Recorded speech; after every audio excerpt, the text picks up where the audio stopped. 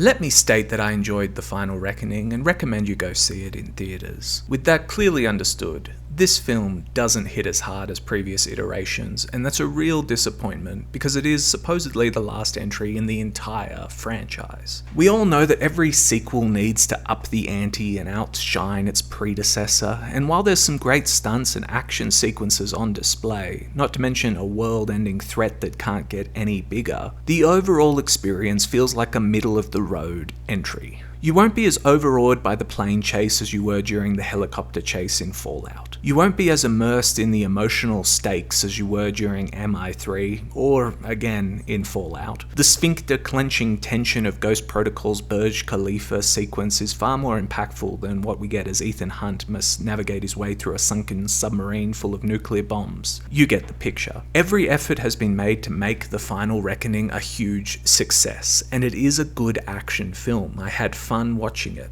but it just doesn't hit as hard as I'd have liked. So you end up thinking to yourself, I'm happy, I'm enjoying myself, this is a good Mission Impossible film, I hope it makes $1 billion, but it's not a great finale. Now our story starts a few months on from the events of Dead Reckoning. The rogue AI known as the Entity is taking over all the world's computer systems, and there's little time left before it has complete control of the global nuclear arsenal. It then intends to wipe out most of humanity whilst safely tucked away in a doomsday database in South Africa, where it believes that eventually it can come to rule over those humans who survive the carnage. Now if you're like me, then hearing this makes you think, what?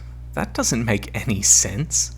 But who cares, just go along with it. The Entity is God and it wants to wipe us out for reasons. The writers attempt a parallel between Noah and the flood and this nuclear Armageddon, but again, the differences are stark enough to make you still think to yourself, nah mate, that doesn't work. Bible lore has it that God could make man out of clay, so what is our annihilation to him? The Entity, meanwhile, doesn't have that level of power, and little relevance if we're all back to being hunter-gatherers. Unless the expectation was it could wait another couple 100,000 years for us to rebuild and then make itself known once more, but I digress. Ethan Hunt and his band of renegade secret agents are globe-trotting and ass-kicking their way through various challenges, not the least of which is the fact that they must complete two halves of a mission, while never in contact with one another, effectively taking a leap of faith that each group can do the needful on time with exact precision. This is nothing particularly new, as we're used to watching them achieve the impossible, and it's all very entertaining. Unfortunately, as I mentioned at the start, in my opinion, you'll be left thinking it's good,